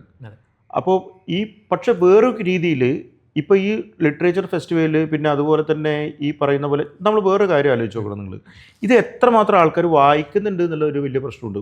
പണ്ട് വൈലോപ്പിള്ളി പറഞ്ഞു വെച്ചാൽ, നിങ്ങൾ എൻ്റെ പുസ്തകം നിങ്ങൾ എന്നോട് ബഹുമാനം കാണിക്കേണ്ടത്, ഒരു എഴുത്തുകാരനോട് ബഹുമാനം കാണിക്കേണ്ടത് അയാളെ കാണുമ്പോൾ എന്തല്ല മാടിക്കുത്തഴിച്ച് താഴെ ഇട്ടിട്ട് സാറേ എന്ന് പറയുന്നതിലല്ല, നിങ്ങൾ എൻ്റെ പുസ്തകം വായിച്ചുകൊണ്ടാണ്, ഓരോ എഴുത്തുകാരൻ്റെ പുസ്തകങ്ങൾ വായിച്ചുകൊണ്ടാണ് നിങ്ങൾ എന്ത് ചെയ്യേണ്ടത്, ഒരു എഴുത്തുകാരനെ ബഹുമാനിക്കേണ്ടതെന്ന് പറഞ്ഞിട്ടുണ്ട്. പക്ഷെ നമ്മളിപ്പോൾ നോക്കിക്കഴിഞ്ഞാൽ ഇവിടെ പുസ്തകമേള വരുന്നുണ്ട്, ഇവിടെ കോടിക്കണക്കിന് ഉറുപ്പിക പുസ്തകങ്ങളാണ് വിറ്റ് പോയിക്കൊണ്ടിരിക്കുന്നത്. നമുക്ക് ആ ബുക്ക് സ്റ്റാളിൽ നിന്ന് ഏതാണെങ്കിലും ഏത് ലിറ്ററേച്ചർ ഫെസ്റ്റിവലുകളും അവിടെ ഭയങ്കരമായ തിരക്കാണ്. നമ്മൾ ആലോചിക്കണം, അവിടുന്ന് ആൾക്കാർ വന്ന് പുസ്തകം വാങ്ങിക്കുന്നുണ്ട്. നമ്മൾ ഇത് എന്താ പ്രശ്നം എന്നറിയോ? ഇതൊരു ഭയങ്കര ഒരു വേറെ പ്രശ്നമുണ്ട്. നമ്മളിപ്പോൾ ഉത്സവത്തിന് പോയി കഴിഞ്ഞാൽ നമുക്ക് ഇത് കിട്ടില്ലേ, അത് ഒരു വെള്ള സാധനമില്ലേ, മറ്റേ പഞ്ചസാര മുകളിൽ ഇങ്ങനെ പൊതിഞ്ഞിട്ടുണ്ടാകുന്ന ഒരു മിഠായി കിട്ടില്ലേ, പിന്നെ പൊരി. ഇതൊക്കെ നമ്മൾ പുറത്ത് പോയി കഴിഞ്ഞാൽ ഏതെങ്കിലും സ്ഥലത്തുനിന്ന് ഈ പൊരിയൊന്നും നമ്മൾ വാങ്ങാറില്ല. ഈ സാധനം കണ്ടാൽ വാങ്ങൂല. അതായത് ഷുഗർ ഇല്ലാത്ത ആൾക്കാർ പോലും അത് വാങ്ങൂല, അങ്ങനെ വാങ്ങില്ല. പക്ഷേ ഉത്സവത്തിന് പോയി കഴിഞ്ഞാൽ ഇതെല്ലാവരും വാങ്ങും. അത് ഉത്സവത്തിന് പോയി കഴിഞ്ഞാൽ അത് വാങ്ങണത് ഉത്സവത്തിൻ്റെ ഭാഗമാണത്. ഉത്സവത്തിൻ്റെ ആന മാത്രമല്ല, പൊരിയും എന്തിൻ്റെ ഭാഗമാണ്, ഉത്സവത്തിൻ്റെ ഭാഗമാണ്. അപ്പം അങ്ങനെ വാങ്ങിക്കൊണ്ടുവന്നൊരു സംഭവമുണ്ട്. ഇതിൻ്റെ ഈ പൊരി പോയിട്ട് വീട്ടിൽ പോയിട്ട് തിന്നണമെന്നില്ല. ഷുഗർ ഉള്ളവനും ഇത് വാങ്ങിക്കും, വീട്ടിൽ പോയി തിന്നണമെന്നില്ല. ഇതുപോലെയാണ് എന്ത് നടക്കുന്നത് ഈ പുസ്തക മേഖലകളിലും മറ്റ് കാര്യങ്ങളിലും. അതുപോലെ തന്നെ ഇപ്പോൾ ഗ്രാൻഡ് കൊടുക്കുന്നുണ്ട് ഇഷ്ടം പോലെ. അപ്പോൾ ഗ്രാൻഡ് ഓരോ MLA മാർക്കും 3 ലക്ഷം റുപ്യ ഗ്രാൻഡ് സാധനങ്ങളുണ്ട്. എൻ്റെ പുസ്തകങ്ങളും അങ്ങനെ വിറ്റ് പോകുന്നുണ്ട് കേട്ടോ. അപ്പോൾ അതുകൊണ്ടല്ല ഞാൻ പറഞ്ഞത്. അപ്പോൾ ഈ ഗ്രാൻഡ് കിട്ടുമ്പോൾ ഓരോ ഗ്രന്ഥശാലകൾക്കും ഗ്രാൻഡ് കിട്ടുന്നുണ്ട്. ഇവരെല്ലാവരും പോയിട്ട് ഓരോ വർഷവും എന്ത് വാങ്ങിക്കുന്നുണ്ട്, ഈ പുസ്തകങ്ങൾ വാങ്ങിക്കുന്നുണ്ട്. പക്ഷേ ഈ പുസ്തകങ്ങൾ വാങ്ങിക്കാൻ വേണ്ടിയിട്ട് വായനശാലകളിലേക്ക് പുതിയ ആൾക്കാർ എത്തുന്നുണ്ടോ എന്നുള്ളതാണ് പ്രശ്നം. അവർ ചിലപ്പോൾ നിങ്ങൾ എന്ത് ചെയ്യുന്നു, നിങ്ങൾ മറ്റേ ഇത് ചെയ്യുന്നു, നിങ്ങൾ ഓൺലൈനിൽ പുസ്തകം വാങ്ങിക്കുന്നു, നിങ്ങൾ പുസ്തകം വായിച്ചുകൊണ്ടിരിക്കുന്നുണ്ട്, നിങ്ങൾ എവിടത്തേക്ക് പോകുന്നില്ല, ലൈബ്രറിയിൽ പോകുന്നില്ല. മനസ്സിലായോ? അപ്പം നമ്മൾ എന്താ ചെയ്യേണ്ടതെന്ന് പറഞ്ഞു കഴിഞ്ഞാൽ, നിങ്ങൾ എന്നെയും ഉദ്ധരിച്ചിട്ട് വായിപ്പിക്കാനാക്കിയൊരു കാര്യമില്ല. ഒരു 9ാം ക്ലാസ് പഠിക്കുന്ന, ഞാൻ സ്കൂളിൽ പഠിപ്പിച്ചൊരു മാഷാണ്. 9ാം ക്ലാസ്സുകാരനെ നമുക്ക് പറഞ്ഞിട്ട് പെട്ടെന്ന് അനുസരിപ്പിക്കാൻ വേണ്ടി പറ്റില്ല. നമ്മുടെ കാര്യങ്ങൾ പറഞ്ഞ് അനുസരിപ്പിക്കാൻ വേണ്ടി ഉപദേശങ്ങളാണല്ലോ നമ്മുടെ മെയിൻ പരിപാടി. അപ്പോൾ ഈ ഉപദേശങ്ങൾ കേൾക്കുന്നത് 8ാം ക്ലാസ്സിൽ പഠിക്കുന്ന ആൾക്കാർക്ക് മാത്രമേ പറ്റൂ. 9ൽ ഉപദേശം കേൾക്കാൻ നിൽക്കില്ല. മനസ്സിലായോ? അപ്പോൾ നമ്മൾ വായനയിലേക്ക് കൊണ്ടുവരേണ്ട ചെറിയ കുഞ്ഞുങ്ങളെയാണ്. അവരെ നമ്മൾ ഈ ലൈബ്രറിയിലേക്ക് കൊണ്ടുപോകാനുള്ള ഒരു സംവിധാനം ഉണ്ടാക്കണം. അത് അച്ഛനോ അമ്മയോ മുത്തശ്ശന്മാരോ, ഇപ്പോൾ ഏകദേശം ഒരു 56 വയസ്സാകുമ്പോൾ റിട്ടയർഡ് ആവുന്നുണ്ട്. നല്ല ഗുളികയും മറ്റേ ഇതൊക്കെ ആൽമണ്ട് ഇതൊക്കെ തിന്നിട്ട്, ഏത് ബദാമും മറ്റൊക്കെ തിന്നിട്ട് നല്ല ആരോഗ്യമുണ്ട്. ഇപ്പോൾ പണ്ടത്തെ പോലെയല്ല. ഇപ്പോൾ മധ്യവയസ്സ് എന്ന് പറഞ്ഞാൽ 60 വയസ്സ് വരെയായി. മനസ്സിലായോ? 60 വയസ്സിലാണ് മധ്യവയസ്സ് തുടങ്ങുന്നത്. അപ്പോൾ ഈ റിട്ടയർഡ് ആകുന്ന 56-ലാണ്. പഴയ സംവിധാനമാണ്. 50 55 മരിച്ചു പോകുന്നൊരു കാലഘട്ടത്തിലെ സാധനമാണ് ഇപ്പോഴും നമ്മൾ ശീലിച്ചു പോകുന്നത് ഈ റിട്ടയർമെൻറ്റിൻ്റെ പീരീഡിൽ. അങ്ങനെയുള്ള മുത്തശ്ശന്മാരും മുത്തശ്ശിമാരും എന്ത് ചെയ്യണം? ചെറിയ കുഞ്ഞുങ്ങളെയും കൊണ്ട് എവിടെ പോകണം? വായനശാലയിൽ കൊണ്ടുപോകണം. അവിടെ നിന്ന് ആൾക്കാരെ പരിചയപ്പെടുത്തി കൊടുക്കണം. അങ്ങനെ കുട്ടികളുടെ ഒരു ഗ്രൂപ്പ് അവിടെ രൂപപ്പെടണം. അങ്ങനെ വായനയുടെ ഗ്രൂപ്പ് രൂപപ്പെടുമ്പോൾ മാത്രമേ നല്ല ഒരു വായനാ സമൂഹം ഇങ്ങോട്ട് കയറി വരൂ. അപ്പോൾ ഈ വായന ഭയങ്കരമായിട്ട് ഫ്ലറിഷ് ആവും. മനസ്സിലായോ? മുറാകാമി നേരത്തെ പറഞ്ഞൊരു കാര്യത്തിൽ പറഞ്ഞാൽ, മുറാകാമി പറഞ്ഞാൽ ഇങ്ങനെ വരട്ടെ എന്ന് പറയുന്നുണ്ട്. അതായത് ഇങ്ങനെ ലിറ്ററേച്ചർ ഫെസ്റ്റിവലുകൾ വരട്ടെ, ഈ പോപ്പുലർ കൾച്ചർ വരട്ടെ, അതുപോലത്തെ റൈറ്റിങ്സും വരട്ടെ. അങ്ങനെ വരുമ്പോൾ വലിയൊരു സമൂഹം വായനയിലേക്ക് കയറി വരും. അപ്പോൾ ഞാൻ നേരത്തെ പറഞ്ഞില്ലേ, കടുകട്ടിയായ ഒരാൾ പെട്ടെന്ന് വായിക്കാൻ പറ്റണമെന്നില്ല. പക്ഷേ ഈ പൈങ്കിളി സാധനങ്ങൾ വായിച്ചിട്ട് വരട്ടെ, വന്നിട്ട് കുറച്ച് കഴിയുമ്പോൾ അവർക്ക് എന്ത് ചെയ്യും? പെട്ടെന്ന് മടുക്കും. അത് സീരിയസ് ആയിട്ട് വായനയെ കാണുന്ന ഒരാൾക്ക് അത് പെട്ടെന്ന് മടുക്കും. സീരിയസ് ആയിട്ടുള്ള വായന മാത്രമല്ല, മറ്റേ വായനയും വായന തന്നെയാണ്. അതില്ല എന്ന് പറയുന്നില്ല. ഞാൻ സീരിയസ് റീഡിങ്ങിനെ കുറിച്ചാണ് പറയുന്നത്. സീരിയസ് ആയ റീഡിങ്ങിൽ 20% ഏതിലേക്ക് വരും? ഈ മറ്റേ വായനയിലേക്ക് വരും. മനസ്സിലായില്ലേ? അപ്പോൾ മുറാകാമി പറയുന്നത് അത് ബിസിനസ്സിന് നല്ലതാണ്, വായനയ്ക്ക് നല്ലതാണ്. അങ്ങനെ വേണമെങ്കിൽ നമുക്കതിനെ കാണാൻ പറ്റും. ഈ ബാലസാഹിത്യത്തിനെ പറ്റി പറയുമ്പോഴേ, നമ്മുടെ ഒരുപാട് മേഖലകൾ മലയാളത്തിൽ സാഹിത്യത്തിൽ വളർന്നുകൊണ്ടിരിക്കുമ്പോഴും താഴേക്ക് പോകുന്നൊരു മേഖലയായിട്ടാണ് ബാലസാഹിത്യം തോന്നുന്നത്. നമ്മൾ കുട്ടികൾക്ക് വേണ്ടി എഴുതണം എന്ന് പറയുമ്പോൾ എത്ര എഴുത്തുകാർ കുട്ടികൾക്ക് വേണ്ടി എഴുതുന്നുണ്ട് എന്നുള്ളൊരു സംശയം പലരും പല വേദികളിലും, ഇപ്പോൾ ചിൽഡ്രൻസ് ലിറ്ററേച്ചർ ഫെസ്റ്റിവലും ഒക്കെ നമ്മൾ കേൾക്കുന്നുണ്ട്. അപ്പോഴാണ് ഈ നിസാറു വരുന്നത്. സന്തോഷ് ഏട്ടൻ്റെ ആദ്യത്തെ ബാലസാഹിത്യ കൃതിയാണല്ലേ? അത് എൻ്റെ ആദ്യത്തെ. അപ്പോൾ അത് എന്തുകൊണ്ടാണ് അങ്ങനെ ഒരു ബാലസാഹിത്യം എഴുതണം എന്ന് തോന്നുന്നത്? അല്ല, എനിക്ക് തന്നെ എന്നോട് ഭയങ്കരമായ കുറ്റബോധത്തോടു കൂടിയാണ് ഞാൻ സംസാരിക്കുന്നത്. കാരണം ഞാനിപ്പോൾ ഇത്രയും 30 വർഷമായിട്ട് ഈ എഴുത്തിൽ നിൽക്കുമ്പോഴും ഞാൻ ബാലസാഹിത്യ ഒരു കൃതി എഴുതിയത് ഇപ്പോൾ അടുത്ത കാലത്താണ്. അതും ബാലസാഹിത്യമായിട്ട് എഴുതിയല്ല ഞാൻ. നിസാറു എന്ന് പറയുന്നത് മാതൃഭൂമിയിൽ വന്ന മറ്റേ സാധാരണ കുട്ടികളാണ് അതിലത്തെ കഥാപാത്രം എന്നുള്ളത് മാത്രമേ. പക്ഷേ കുട്ടികൾ എഴുതുമ്പോൾ കുട്ടികളുടെ മനസ്സിനകത്തേക്ക് നമ്മൾ കയറിപ്പോകണം. മനസ്സിലായില്ലേ? അത് ഭയങ്കര പാടാണ്. കുട്ടികൾക്ക് വേണ്ടിയിട്ട് എഴുതുക എന്ന് പറയുന്നത് എളുപ്പമുള്ള പരിപാടിയല്ല. പിക്കാസോ പറഞ്ഞിരിക്കുന്നൊരു സംഭവമില്ലേ? കാരണം പിക്കാസോ പറഞ്ഞു കഴിഞ്ഞാൽ, ഞാൻ സ്പെയിനിലെ ഞാൻ 9ാം ക്ലാസ്സിൽ 9 വയസ്സാകുമ്പോൾ ഞാൻ സ്പെയിനിൽ ഉള്ള ഏറ്റവും വലിയ ചിത്രകാരനെ പോലെ ഞാൻ വരച്ചിരുന്നു. പക്ഷേ ഞാനിപ്പോൾ ഏറ്റവും വലിയ ചിത്രകാരൻ, ഇപ്പോൾ ഞാൻ ആ 9ാം ക്ലാസ്സുകാരനെ പോലെ വരയ്ക്കാനാണ് ആഗ്രഹിക്കുന്നത്. അതെനിക്ക് പറ്റുന്നില്ല എന്നാണ് പറയുന്നത്. അപ്പോൾ അത്രമാത്രം പ്രാധാന്യമുണ്ട് കുട്ടികളുടെ മനസ്സിനകത്തേക്ക് കയറി പോവുക എന്ന് പറയുന്നത്. അപ്പോൾ നമ്മൾ അങ്ങനെ ആയിരിക്കണം. കുട്ടിയായിട്ട് മാത്രമേ അത് എഴുതാൻ വേണ്ടി പറ്റൂ. ചില ചിന്തകളൊക്കെ അങ്ങനെ ആയിരിക്കും. ചിലപ്പോൾ പെട്ടെന്ന് നമ്മൾ വലിയ ആൾ, ഇപ്പോൾ കുട്ടികളുടെ സിനിമ വരുന്നു. ഈ കുട്ടികളുടെ സിനിമ പറഞ്ഞത് പക്ഷേ അത് വലിയവരുടെ സിനിമയാണ്. മനസ്സിലായില്ലേ? വലിയവരുടെ സിനിമയായിട്ടാണ് കുട്ടികളുടെ സിനിമ. കുട്ടികളൊക്കെ ചിലപ്പോൾ പെരുമാറുന്ന വലിയവരെ പോലെയാണ്. അത് കുട്ടികളുടെ സിനിമയാവില്ല. അപ്പോൾ അത് വലിയ പാടാണ്. കുട്ടികളുടെ മനഃശാസ്ത്രം മനസ്സിലാക്കുക, അവരുടെ ചിന്തകളിലേക്കിടയിലേക്ക് ഇറങ്ങിപ്പോവുക എന്നൊക്കെ പറയുന്നത് ഭയങ്കര പണിയുള്ള പരിപാടിയാണ്. കാരണം നമ്മൾ ഈ പ്രായത്തിൽ അങ്ങനെ ചെയ്യാന്ന് പറയുന്നത്. അപ്പം ഞാനത് നിസാറു എന്ന് പറയുന്നൊരു കഥ എഴുതി. അപ്പോൾ കുട്ടികളുടെ മനസ്സിലേക്ക് തന്നെ കയറിപ്പോയി. ആ അഭിജിത്ത് എന്ന് പറയുന്ന കഥാപാത്രത്തിൻ്റെ അതിലൂടെ തന്നെ ഞാൻ ട്രാവൽ ചെയ്ത് പോയത്. അപ്പോൾ കഥയെക്കുറിച്ച് ഞാൻ പറയുന്നില്ല. അപ്പോൾ അതിൽ പറഞ്ഞുകൊണ്ടിരിക്കുന്ന ഒരു കാര്യം എന്ന് വെച്ചാൽ, അതിപ്പോൾ ഇപ്പോഴത്തെ ലിറ്ററേച്ചറിൽ ഇപ്പോൾ നമ്മളിപ്പോഴും ഈ കാക്കയും പൂച്ചേൻ്റെയും കഥയും പിന്നെ കബീഷിൻ്റെ കഥയും കുരങ്ങൻ്റെ വാലും എന്നൊക്കെ പറഞ്ഞിട്ട് നടന്നു കഴിഞ്ഞാൽ കുട്ടികൾക്ക് ഇത് ഓടാന്ന് പറയും. കുട്ടികൾ അതൊക്കെ അവരുടെ കാലം ഏതോ മാറി അല്ലേ? ഈ പറയുന്ന പോലെ വേറെ ഇവിടെ സ്പേസിലൊക്കെ നടക്കുന്ന സാധനങ്ങളും അങ്ങനെയുള്ള സംഭവങ്ങളൊക്കെയാണ് വരുന്നത്. അപ്പോൾ അതുകൊണ്ടാണ് ഞാൻ അതിലേക്ക് സ്പൈഡർമാനെയും, അപ്പോൾ എൻ്റെ മോനെ കണ്ടിട്ട്, അപ്പോൾ എൻ്റെ മോൻ കുട്ടിക്കാലത്ത് ഈ സ്പൈഡർമാൻ്റെ ഇത് ഇട്ടിട്ട് ഇതിന് പുറത്തേക്ക് കൂട്ടി കൊണ്ടുപോകാൻ പറ്റില്ല. മാസ്ക് വേറൊരു തന്നെ മാസ്ക് ഉണ്ട്. ആ മാസ്കും ഈ ഡ്രസ്സും ഇട്ടിട്ട് ആണ് ടൗണിലേക്ക് വരുന്നത്. അല്ലെങ്കിൽ അവിടെ നിൽക്കാൻ സമ്മതിക്കില്ല. പിന്നെ ഇങ്ങനെ കൂട്ടുന്നത് ഇതും വെച്ചിട്ടാണ്. ഒരു ദിവസം ഇതേപോലെ തന്നെ ഇതിലിങ്ങനെ നടന്നുകൊണ്ടാണ് പോകുന്നത്. ഏത് ഫുട്പാത്തിലൂടെ നടക്കുന്ന സമയത്ത് ഇങ്ങനെ നമുക്ക് നാണക്കടാവും ഇതിനെ കൂട്ടി കൊണ്ടുപോകാൻ വേണ്ടിയിട്ട്. അപ്പം ഇങ്ങനെ ഒരു അവസ്ഥയുണ്ട്.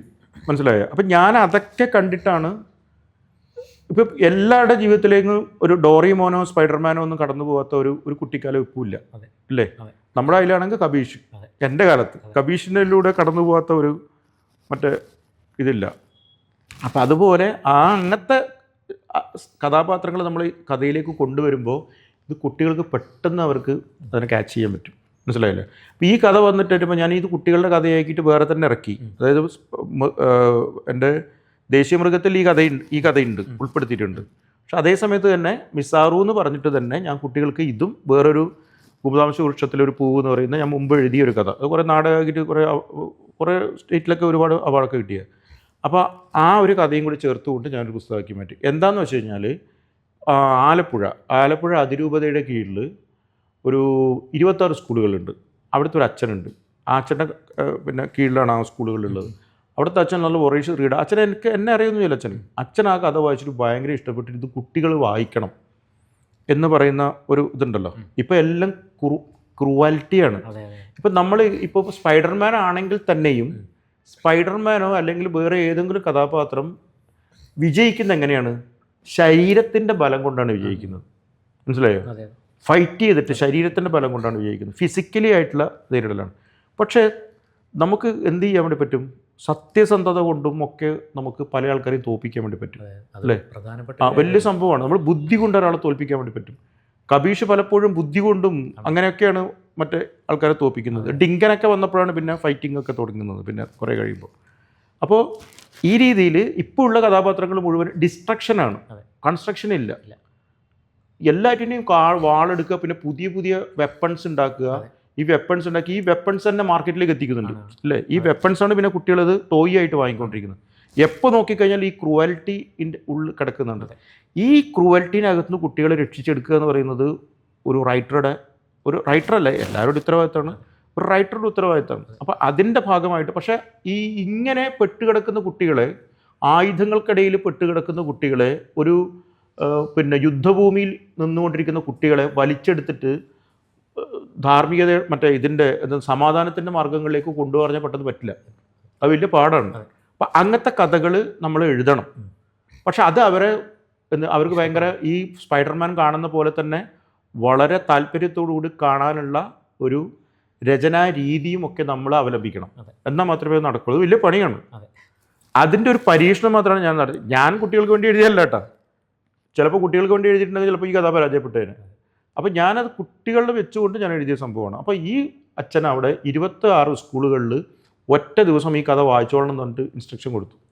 അങ്ങനെ 5000 കുട്ടികൾ ഓരോ സ്ഥലത്തും, ഓരോ പല സ്കൂളുകളിൽ ജില്ല മുഴുവൻ, ഈ മറ്റേ ചേർത്തല ആ ഭാഗത്തുള്ള ഉള്ള മുഴുവൻ ജില്ല എന്ന് എനിക്കറിയില്ല, ആ അതിരൂപതേൻ്റെ കീഴിലുള്ള 26 സ്കൂളുകളിൽ 5000 കുട്ടികൾ ഈ 8, 9, 10 ക്ലാസ്സുകളിലെ കുട്ടികൾ വായിക്കുകയും അതിൽ നിന്ന് 100 കുട്ടികൾ ഇതിനെക്കുറിച്ചിട്ട് ലേഖനങ്ങൾ എഴുതുകയും അതിൽ നിന്ന് 10 സെലക്ട് ചെയ്യുകയും ആ ചടങ്ങിൽ ഞാൻ പങ്കെടുത്തു.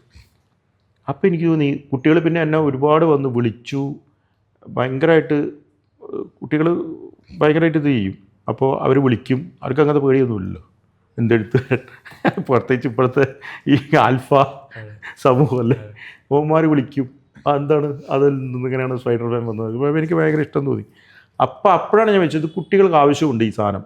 അങ്ങനെയാണ് ഞാൻ എന്തെഴുതുന്നത്, മിസാറും പുസ്തകമാക്കിയിട്ട് ഇറക്കുന്നത്. ഈ വല്ലാണ്ട് പോളറൈസ്ഡ് ആയിട്ടുള്ളൊരു സമൂഹമായിട്ട് വന്നുകൊണ്ടിരിക്കുകയാണല്ലോ. അപ്പോൾ കുട്ടികൾ നോക്കിക്കഴിഞ്ഞാൽ അവരുടെ എക്സ്പോഷർ വലുതാണ്. മാത്രമല്ല അവർ ഈ ഏതാണ്ട് പൂർണ്ണമായിട്ടും വലദോഷവൽക്കരിക്കപ്പെട്ട ഒരു നെറ്റിസൺ ആയിട്ട്, അല്ലെങ്കിൽ ആ ഒരു അതിലാണ് അവർ ഇടപെടുന്നത്. സോഷ്യൽ മീഡിയയിലാണെങ്കിലും ഒക്കെ അങ്ങനെ തന്നെയാണ്. അപ്പോൾ ഈ എഴുത്തുകാരായിരിക്കുക എന്ന് പറയുന്നത് ഈ ഒരു കാലഘട്ടത്തിൽ വളരെ പ്രധാനപ്പെട്ട ഒരു കാര്യമാണ്. ഒരു വശത്ത് സെലിബ്രേഷൻസിൻ്റെ പുറകെ അല്ലെങ്കിൽ ജീവിത ഉല്ലാസത്തിൻ്റെ മാത്രം വശത്തായിട്ട് പോകുമ്പോൾ നമ്മളെ ഈ ആസന്നമായിരിക്കുന്ന അല്ലെങ്കിൽ നമ്മൾ അനുഭവിച്ചുകൊണ്ടിരിക്കുന്ന ഒരു ഫാസിസത്തിനെ, അതിൻ്റെ ഒരു പ്രശ്നത്തിനെ ഒന്നും പരിഗണിക്കാതെ പോകുന്ന ഒരു ഇതുകൂടിയുണ്ട്. അപ്പോൾ ഇതിൽ കുട്ടികളോട് ഇപ്പോൾ സന്തോഷേട്ടൻ പറയുമ്പോൾ എൻ്റെ മനസ്സിൽ മുഴുവൻ അതായിരുന്നു. അപ്പോൾ ഈ കുട്ടികളോട് നമ്മൾ പ്രത്യേകമായിട്ട് അതിൽ ശ്രദ്ധിച്ചേ പറ്റുള്ളൂ. ഒരുപക്ഷെ നമുക്ക് മുതിർന്ന ആളുകൾക്ക് ഇത് പറഞ്ഞെത്തിക്കാനോ അല്ലെങ്കിൽ അവർ പിന്നീട് അതിലേക്ക് എത്തിച്ചേരുന്ന സമയത്ത് ഒരുപക്ഷെ നമ്മൾ പണ്ട് പറയുന്ന പോലെ ഒന്നും ഇല്ലാത്തൊരു സമയമായിരിക്കും. പക്ഷേ കുട്ടികളെ അതിൽ നിന്ന് രക്ഷിച്ചെടുക്കേണ്ട ഒരു ഉത്തരവാദിത്തം എല്ലാ എഴുത്തുകാർക്കും ഉണ്ടെന്ന് തോന്നുന്നു. ഈ ചോദ്യം ലളിതമാണ്. എഴുത്തുകാർക്ക് ഇന്ത്യക്ക് വേണ്ടി എന്ത് ചെയ്യാനാകും? ഇന്ത്യക്ക് വേണ്ടി എന്താ ചെയ്യാനെന്നുള്ളത് ഞാൻ പറയുന്ന, അതായത് ഈ എഴുത്തുകാർക്ക് ഇന്ത്യക്ക് വേണ്ടി ചെയ്യാൻ വേണ്ടി പറ്റുന്ന തന്നെയാണ് ഇതുവരെ. ഈ ഇന്ത്യക്ക് വേണ്ടിയിട്ടുള്ള ലോകത്തിന് വേണ്ടി, അങ്ങനെ ഇന്ത്യ ഇല്ല. അതെ. എഴുത്തുകാർക്ക് ഇന്ത്യ കേരളം എന്ന് പറഞ്ഞിട്ട് സാധനമില്ല. കാരണം നമ്മൾ പുറത്തുള്ള ഒരാളുടെ കൃതികൾ വായിക്കുമ്പോഴും നമ്മൾ നമ്മുടെ കഥയായിട്ട് തന്നെയാണ് അത് വായിച്ചുകൊണ്ടിരിക്കുന്നത്. അപ്പോൾ ഞാൻ പറയുന്നത് വെച്ച് കഴിഞ്ഞാൽ, നിങ്ങൾ ഒരു വലിയ സമാധാന ഉച്ചകോടി ഉണ്ടാക്കുന്നതിനേക്കാളും, കുറേ രാജ്യങ്ങൾ ചേർന്നിട്ട് സമാധാന ഉച്ചകോടി ഉണ്ടാക്കുന്നതിനേക്കാളും നിങ്ങൾ ഒരു കുട്ടിയെ എന്ത് വായിക്കാൻ പഠിപ്പിക്കൂ? ഒരു കഥ വായിക്കാൻ പഠിപ്പിക്കൂ, അവിടത്തേക്ക് കൊണ്ടുപോകും. അങ്ങനെ മാത്രമേ ഒരു തലമുറയെ നമ്മൾ അതിൻ്റെ റൂട്ട് ലെവലിൽ നിന്ന് വളർത്തിയെടുത്തിട്ട് മുമ്പോട്ട് കൊണ്ടുവരാൻ വേണ്ടി പറ്റുള്ളൂ.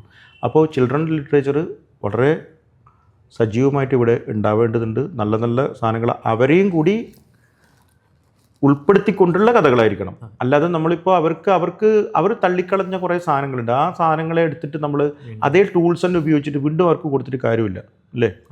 അപ്പോൾ അതുപോലെ തന്നെ മൊബൈലിൽ പുതിയ പുതിയ ടെക്നോളജി വരുന്നത് മാറിക്കൊണ്ടിരിക്കുന്നുണ്ട്, അല്ലേ? അതുപോലെ തന്നെ അവരെയും നമ്മൾ എന്ത് ചെയ്യണം? നമ്മുടെ കഥയിലെ ടെക്നോളജിയിലൂടെ അവർക്കും കൂടി പ്രാതിനിധ്യം കൊടുത്തുകൊണ്ട് അവർക്കും യൂസർ ഫ്രണ്ട്ലി ആയിട്ടുള്ള ഒരു ഭാഷയിലൂടെ, ആ ഒരു ഇതിലൂടെ ആ ജീവിതത്തിൻ്റെ സാങ്കേതികത അവർക്ക് പഠിപ്പിച്ചു കൊടുക്കും. അപ്പോൾ മാത്രമേ യഥാർത്ഥത്തിലുള്ള ആ ഒരു ലിറ്ററേച്ചറിന്, കുട്ടികളുടെ ലിറ്ററേച്ചറിന് അത് അതിൻ്റെ പൂർണ്ണതയിലേക്ക് പോവുകയുള്ളൂ എന്നാണ് എനിക്ക് തോന്നുന്നത്. ഈ നമ്മുടെ എയുടെ ഒക്കെ ഒരു കാലമാണല്ലോ. അപ്പോൾ നമ്മളത് സാഹിത്യത്തിലോ ഒന്നും വലുതായിട്ട് ഇടപെടാൻ സാധിക്കില്ല, കാരണം സർഗാത്മകമായ പ്രവർത്തനമാണല്ലോ ഇത് എന്നുള്ളൊരു വിശ്വാസം ഇരിക്കുന്ന സമയത്താണ് ഈ റേ ഖുദാൻ്റെ ഒരു ജാപ്പനീസ് എഴുത്തുകാരിയുടെ ടോക്കിയോ ടവർ സിമ്പതി എന്ന് പറയുന്ന ഒരു നോവൽ അവിടുത്തെ ഏറ്റവും പ്രധാനപ്പെട്ട ഒരു പുരസ്കാരം നേടുകയാണ്. അപ്പോൾ അത് ഈ നോവൽ എല്ലാവരും വായിച്ച് ഇഷ്ടപ്പെട്ടു. അതിൻ്റെ പുരസ്കാരദാന ചടങ്ങിലാണ് റേ ഖുദാൻ പറയുന്നത്, ഞാൻ എ കൊണ്ട് എഴുതിപ്പിച്ച നോവലാണ് എന്ന് പറയുന്നത്. അപ്പോൾ അത് വലിയ ഒരു ചർച്ചയ്ക്ക് കാരണമാവുകയൊക്കെ ചെയ്തിരുന്നു. അപ്പോൾ ഈ ക്രിയേറ്റീവ് റൈറ്റിങ്ങിൽ എ വളരെ ഫലപ്രദമായിട്ട് ഉപയോഗിച്ചുകൊണ്ടിരിക്കുന്ന ഒരു കാലത്തിലൂടെ നമ്മൾ കടന്നുകൊണ്ട്, ഇനിയിപ്പോൾ അത് നമ്മളിപ്പോൾ എഴുത്തിനെ അല്ലെങ്കിൽ ആ എ കൊണ്ട് എഴുതിപ്പിച്ചില്ലെങ്കിലും ഇതിൻ്റെ സ്റ്റഡീസിനും മറ്റുമായിട്ട്, റിസർച്ചിനും മറ്റുമായിട്ട് വളരെ വ്യാപകമായിട്ട് ഇത് ഉപയോഗിക്കുന്നുണ്ട്. എങ്ങനെയാണ് സന്തോഷേട്ടൻ അതിൻ്റെ ഒരു കടന്നുവരവ്? നമ്മുടെ എഐക്ക് രണ്ട് തരത്തിലുള്ള ഗുണവും ദോഷവും ഉണ്ട്. അത് എല്ലാം ഉണ്ടല്ലോ സോഷ്യൽ മീഡിയയിൽ. ഇപ്പോൾ എല്ലാ സോഷ്യൽ മീഡിയയിലും കൊണ്ട് ഗുണമുണ്ട് ദോഷമുണ്ട്. കഴിഞ്ഞ ദിവസം ഒരാൾ ആത്മഹത്യ ചെയ്തു, അത് സോഷ്യൽ മീഡിയാസിൻ്റെ പ്രശ്നമാണ്. അതേസമയം തന്നെ അതുപോലെ തന്നെ പീഡനങ്ങളെ പുറത്തേക്ക് കൊണ്ടുവരുന്നതും സോഷ്യൽ മീഡിയ തന്നെയാണ്. അപ്പോൾ അത് എങ്ങനെ, ആ ടൂൾ എങ്ങനെ ഉപയോഗിക്കണം എന്നുള്ളതാണ്, അല്ലേ? അപ്പോൾ അത് വിദ്യാഭ്യാസം ഒരു കത്തിയാണെന്ന് മഹാത്മാഗാന്ധി പറഞ്ഞിട്ടുണ്ട്. അതിന് ഒരാളെ കൊല്ലുകയും ചെയ്യാം, നിങ്ങൾക്ക് ഒരാളെ രക്ഷിക്കുകയും ചെയ്യാം. മനസ്സിലായി? അതെങ്ങനെ ഉപയോഗിക്കണം എന്നുള്ളതാണ് ഏറ്റവും പ്രധാനപ്പെട്ട സാധനം. അത് അതിൻ്റെ ഏറ്റവും ഭീകരമായ അവസ്ഥയിലേക്ക് വന്നുകൊണ്ടിരിക്കുകയാണ്. ഇത് റിയാലിറ്റി എവിടെയാണെന്ന് അറിയില്ല. ഇനിയിപ്പോൾ പിന്നെ കോടതി, പോലീസ് സ്റ്റേഷനിലൊക്കെ സാങ്കേതിക വിദഗ്ധന്മാർ അപ്പോയിൻ്റ് ചെയ്യേണ്ട ഒരവസ്ഥയിലേക്കാണ് കാര്യങ്ങൾ പോയിക്കൊണ്ടിരിക്കുന്നത്. ഇപ്പം നമ്മൾ തന്നെ ഇവിടെ നമ്മൾ ഇന്ന് സംസാരിച്ചുകൊണ്ടിടയിൽ നമ്മളപ്പുറത്ത് വെച്ചിട്ട് വേറെ ഏതെങ്കിലും ഒരു പീഡന കേസിൽ പ്രതിയായി കഴിഞ്ഞാൽ പിന്നെ നമ്മളത് തെളിയിക്കേണ്ടി വരും, ഇല്ലേ? അല്ലെങ്കിൽ ഒരു കൊലപാതക കേസിലിടും, ഒരു മോഷണ കേസിൽ പ്രതിയാക്കും. അപ്പോൾ അത് നമുക്ക് അങ്ങനത്തെ അല്ലാത്തൊരു അവസ്ഥയിലേക്കാണ് കാലം പോയിക്കൊണ്ടിരിക്കുന്നത്. അത് എഴുത്തിനെയൊക്കെ ഭയങ്കരമായിട്ട് സ്വാധീനിക്കും. പക്ഷേ നമ്മൾ ആലോചിക്കേണ്ട കാര്യം എന്ന് വെച്ച് കഴിഞ്ഞാൽ, എഐക്ക് ഇന്ന് വരെ ഞാൻ എഴുതിയൊരു സാധനമല്ല എഐക്ക് ഉണ്ടാക്കാൻ പറ്റൂ. ഇന്ന് ഞാൻ എഴുതിയൊരു സാധനം ഉണ്ടാക്കാൻ പറ്റും, ഞാൻ നാളെ വേറെ രീതിയിൽ കഥ എഴുതുന്നു. അപ്പോഴേക്കും അതിനെ മറികടക്കുന്ന രീതിയിൽ നമ്മുടെ ബ്രെയിൻ പ്രവർത്തിക്കാൻ തുടങ്ങും. മനസ്സിലായില്ലേ? ഇതുവരെ കണ്ട നമ്മുടെ ബ്രെയിനിൻ്റെ 7% പോലും നമ്മൾ ഉപയോഗിക്കുന്നില്ല. ബ്രെയിനിന് സ്വാഭാവികമായിട്ട് പിന്നെ എഐ വരുമ്പോൾ ചിലപ്പോൾ എന്ത് ചെയ്യേണ്ടി വരും? അതിൻ്റെ 7%, 8% അതിന് വർക്ക് ചെയ്യേണ്ട ഒരു ആവശ്യം വരും. അപ്പോൾ നമ്മുടെ എഴുത്തിൽ സർഗാത്മകതയെ പരാജയപ്പെടുത്താൻ വേണ്ടി പറ്റുമെന്ന് എനിക്ക് തോന്നുന്നില്ല. മനസ്സിലായോ? പിന്നെ ഒരു എഴുത്തുകാരന് എത്ര കാലം ഈ പറയുന്ന പോലെ എഐ കൊണ്ട് എഴുതിക്കുമ്പോൾ അയാളൊരു ആത്മാംശമില്ല അതിൽ. മനസ്സിലായില്ലേ? ഒരു ആത്മാംശമില്ലേ? തീർച്ചയായിട്ടും. അപ്പോൾ ആ ആത്മാംശം വലിയൊരു സംഭവമാണ്. മനസ്സിലായി? ഒരു കൃത്രിമ കൈ വെച്ചിട്ട് ഇത് എൻ്റെ കൈയാണ് നിങ്ങൾക്ക്, അത് എൻ്റെ കൈ അല്ലല്ലോ, അത് ഞാൻ കിടക്കുമ്പോൾ ഊരി വെക്കുന്ന എൻ്റെ കൈയല്ലേ, അല്ലേ? അപ്പോൾ അത് എൻ്റെ കൈ പോലെ അല്ലല്ലോ. ആ ജൈവികത ഒരിക്കലും അതിന് കിട്ടില്ല.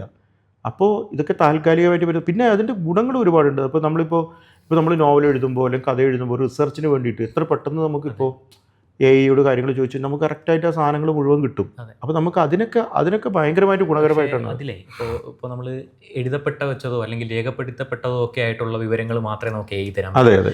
സന്തോഷേട്ടൻ തന്നെ പറഞ്ഞിട്ടുണ്ട്, ഇപ്പോൾ ആ ഒരു ഗ്രാമത്തിൽ അതിൻ്റെ ആ ഒരു നാട്ടുകാരുടെ ഇടയിൽ ജീവിച്ചില്ലായിരുന്നെങ്കിൽ, അല്ലെ അവർ പറഞ്ഞു കേട്ട കഥകൾ അറിഞ്ഞില്ലായിരുന്നെങ്കിൽ ഒരു പക്ഷേ എഴുത്തുകാരനാവില്ല എന്ന് പറയുന്നുണ്ട്. അപ്പോൾ ഈ നമ്മുടെ വാമൊഴിയുടെ ഒരു വലിയ ചരിത്രത്തെ റദ്ദ് ചെയ്തുകൊണ്ടല്ലേ അതിന് മുന്നോട്ട് പോകാൻ പറ്റുള്ളൂ? അതത്രേ പറ്റുള്ളൂ. കാരണം വെച്ചാൽ ഇപ്പോൾ നമ്മുടെ ഭാഷ അതിൻ്റെ കാര്യങ്ങളിലൊക്കെ അത് ഭയങ്കരമായിട്ട് പരാജയപ്പെടും. പിന്നെ ചില നമ്മളൊക്കെ ഉണ്ടാക്കുന്ന ഇമേജുകളുണ്ടല്ലോ, ഇമേജുകൾ അതുവരെ വന്നൊരു ഇമേജ് ഉണ്ടാക്കി അതിനപ്പുറത്തൊരു ഇമേജ് നമ്മൾ ഉണ്ടാക്കുന്നുണ്ടെങ്കിലോ അത് ബ്രെയിനിന് വരുന്നൊരു ഇമേജാണ്. അപ്പോൾ അതിനെ ഇതാക്കാൻ വേണ്ടി പറ്റും തോന്നുന്നില്ല എനിക്ക്. അതിനൊന്നും മറികടക്കാൻ വേണ്ടി പറ്റുന്നില്ല. എനിക്ക് അതിലൊന്നും വലിയ പേടിയും കാര്യങ്ങളൊന്നുമില്ല. പിന്നെ പക്ഷേ അത് ഈ പറഞ്ഞ പോലെ അങ്ങനെ എഴുതിയിട്ട് ചിലപ്പോൾ നാളെ ഒരുത്തൻ എന്തുണ്ടാക്കും, 2 കോടി ഉറുപ്പിക ഉണ്ടാക്കും. അപ്പോൾ നിങ്ങൾ പോയിട്ട് അതിൻ്റെ പിറകെ പോയിട്ട് അത്തരത്തിലുള്ള സാധനങ്ങൾ ഞാനും അങ്ങനെ ചെയ്ത് കളയാമെന്ന് പറയുമ്പോൾ അത് നിങ്ങളെ അത് എഴുത്തുകാരനാക്കില്ല ഒരിക്കലും. അത് നിങ്ങളെ യഥാർത്ഥത്തിൽ എഴുത്തുകാരനായിട്ട് നിങ്ങൾ മാറില്ല. ഞാൻ പറഞ്ഞില്ല, പ്രലോഭനങ്ങളുടെ കാലമാണ് അത്. പക്ഷെ ആ പ്രലോഭനങ്ങളെ അതിജീവിക്കുക എന്ന് പറയുന്നത് പണ്ട് പ്രലോഭനങ്ങളെ അതിജീവിച്ചതിൻ്റെ 10 ഇരട്ടി മാനസികമായ ബലമുണ്ടെങ്കിൽ മാത്രമേ നിങ്ങൾക്ക് ഈ പ്രലോഭനങ്ങളെ അതിജീവിക്കാൻ വേണ്ടി നിങ്ങൾക്ക് പറ്റുകയുള്ളൂ. ഇനി നമ്മുടെ ഒരു കാലഘട്ടത്തിൽ അല്ലെങ്കിൽ സന്തോഷേട്ടൻ്റെ തലമുറയിൽപ്പെട്ട എല്ലാവരും നോവൽ എഴുതി കഴിഞ്ഞു. സന്തോഷേട്ടൻ്റെ ഒരു കഥകൾ മാത്രമേ എഴുതിയിട്ടുള്ളൂ. പലരും ചോദിച്ചിട്ടുണ്ടാവും എന്നറിയാം. അപ്പോൾ എന്നാണ് നോവൽ? ഞാനിപ്പോൾ നോവൽ എഴുതി കഴിഞ്ഞു. അപ്പോൾ നോവൽ എഴുതാതിരുന്നിട്ട് ഇനി സാഹിത്യകാരനാവാതിരിക്കേണ്ടെന്ന് പറഞ്ഞിട്ട് ടി പത്മനാഭനെ പോലുള്ള ആൾക്കാർ മാത്രമേ നോവൽ എഴുതാതിരുന്നിട്ടുള്ളൂ. അപ്പോൾ ഈ പറയുന്ന പോലെ ഞാനിപ്പോൾ നോവൽ എഴുതി, അത് പിന്നെ അതിപ്പോൾ ഒക്ടോബറിൽ അത് മാതൃഭൂമി അത് പബ്ലിഷ് ചെയ്യും. ഇപ്പോൾ അടുത്ത ലിറ്ററേച്ചർ ഫെസ്റ്റിവലിന് അത് അനൗൺസ് ചെയ്യും. പിന്നെ അത് ഫെബ്രുവരി ഒരു അവസാനത്തോടു കൂടി അത് ഇറങ്ങും എന്നാണ് ഞാൻ വിശ്വസിക്കുന്നത്. അപ്പോൾ കഴിഞ്ഞു, എഴുത്ത് കഴിഞ്ഞു, കാര്യങ്ങൾ കഴിഞ്ഞു. അപ്പോൾ പിന്നെ നോവലും തീർത്ത് അതും നോവലും വന്നു. അതെ അതെ. എഴുത്തുകാരനാവണം എന്നാഗ്രഹിച്ച സമയത്ത്, ഇപ്പോൾ ഞാൻ ആദ്യം പറഞ്ഞ പോലെ റിൽക്കെ വായിക്കുന്നതിന് മുമ്പ് തന്നെ വായിച്ച്, അല്ലെങ്കിൽ ഈ ശക്തിക്ഷയം ഉണ്ടാകുന്ന സമയത്ത്, ഇല്ലെങ്കിൽ നമുക്ക് എഴുതാൻ പറ്റുമോ, നാളെ നമ്മൾ കഥ എഴുത്തുകാരനാവോ, നമ്മുടെ പുസ്തകം പ്രസിദ്ധമാവോ എന്നൊക്കെയുള്ള സംശയമുള്ള സമയത്ത് വായിച്ച് അഭയം കണ്ടെത്തിയിരുന്നതാണ് സന്തോഷ് ഏച്ചിക്കാനത്തിൻ്റെ കഥകളാണെങ്കിലും അങ്ങനെ തന്നെ മനസ്സിൽ കടന്നു വരുന്ന കുറേയധികം കഥകളുണ്ട്. അപ്പോൾ സന്തോഷ് ഏട്ടനുമായിട്ട് ആദ്യമായിട്ടാണ് ഒരു സംഭാഷണത്തിന് സാധിക്കുന്നത്. അത് വളരെ സന്തോഷമുണ്ട്. പ്രത്യേകിച്ച് ഈ ഒരു കാലഘട്ടത്തിൽ വലിയ പ്രലോഭനങ്ങളുടെ അല്ലെങ്കിൽ സാഹിത്യം കൂടുതൽ ഒരു അർത്ഥത്തിൽ ജനകീയമാകുന്നതിൻ്റെ അല്ലെങ്കിൽ ഒരു വലിയ ഉത്സവത്തിൻ്റെ ഒരു കാലത്ത് അത്തരം വിഷയങ്ങളിൽ വളരെ വിശദമായിട്ട് തന്നെ സംസാരിച്ചതിലൊക്കെ വലിയ സന്തോഷം ഉണ്ട്. Thank you so much. എന്നുവെച്ചാൽ നിങ്ങളും ഇനി അടുത്തൊരു തലമുറയിലെ എഴുത്തുകാരനാണ്. ഒരു എഴുത്തുകാരനോട്, പുതിയ ഒരു തലമുറയിലെ എഴുത്തുകാരനോട് നമ്മൾക്ക് സംസാരിക്കുമ്പോൾ കിട്ടുന്ന കുറേ കാര്യങ്ങളുണ്ട്. അപ്പോൾ ചോദ്യങ്ങളൊക്കെ വളരെ നല്ലതായിരുന്നു. വളരെ സന്തോഷം.